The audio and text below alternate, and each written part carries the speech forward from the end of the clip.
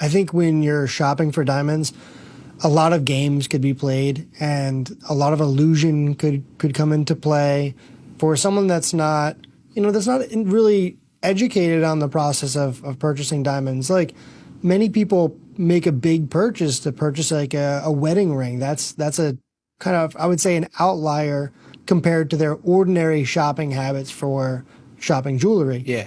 And when they make that purchase, it's a big purchase for anybody.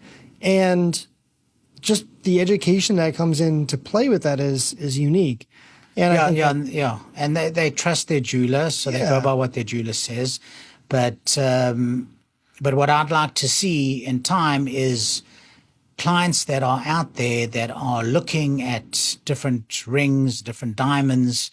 They're welcome to WhatsApp me anytime. Yeah. And I respond pretty much right away. I've had it one day, 50, 70 clients that have WhatsApped me, and I get back to each one of them and just send me what you're looking at. And you can tell me the price. You don't have to tell me the price, but send me what you're looking at. Send me the copy of the GA certificate, and I'll tell you if it's a good stone or it's not a good stone. I don't charge for that. And I just want clients to get the right thing. Yeah, and we'll throw your WhatsApp number on here so that someone can find that really easily.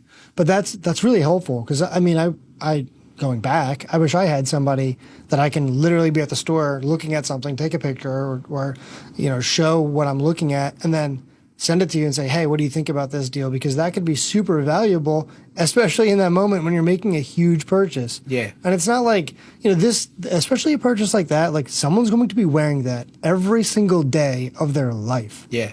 Yeah, well, it goes even further than that. What happens is, let's just say that the client buys the ring at a jeweler, and it's got either the black imperfections or the make's not that great or the ratio is not good, or there's just something that's not good about it. Maybe it's a good cut or a fair cut, but they're getting a great deal. They're very excited and they paying 20 grand and the other ones are 40 grand plus.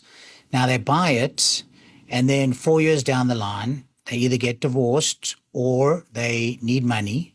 So now they've spent 20 grand on a diamond. It's a lost value. That they may not even get 5 grand when they sell it. So that's why with me, we only sell the best cuts, the best stones, the most desirable stones.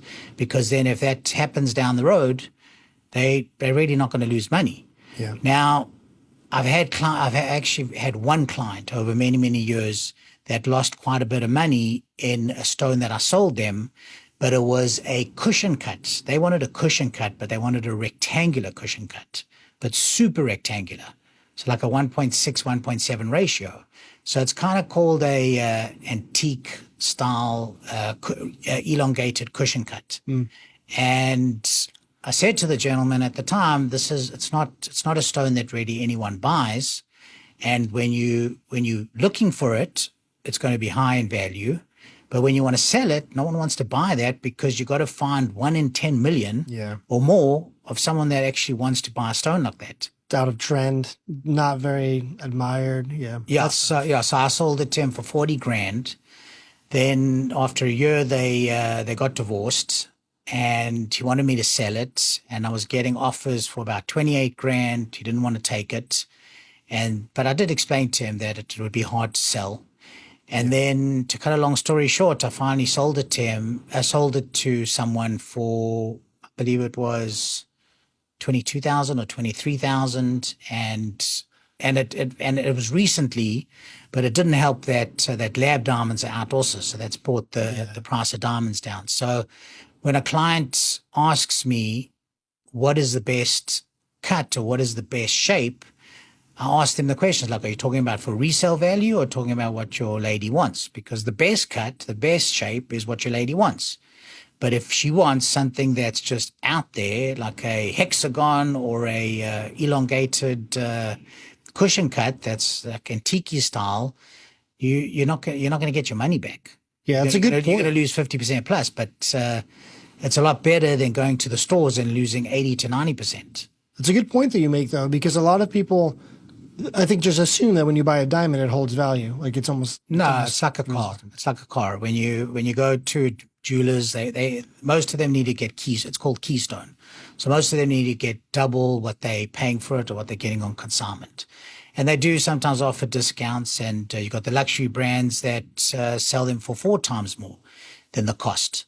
So when you walk out to a luxury brands, walk out and you made that purchase to a luxury brand store, if you want to sell it, now it's worth a fourth of the price, or maybe half of the price, because the luxury brands, they do hold value because of the name, but still a diamond is a diamond. A GIA certificate, a GIA stone, certified stone, is a GIA certified stone. Doesn't matter where you're buying it. It has a value to it. So once you walk out of that store, you've already lost half. Yep. When you go to a jeweler, you've lost you've lost 30, 40, 50% also. And then online, it's pretty much the same thing.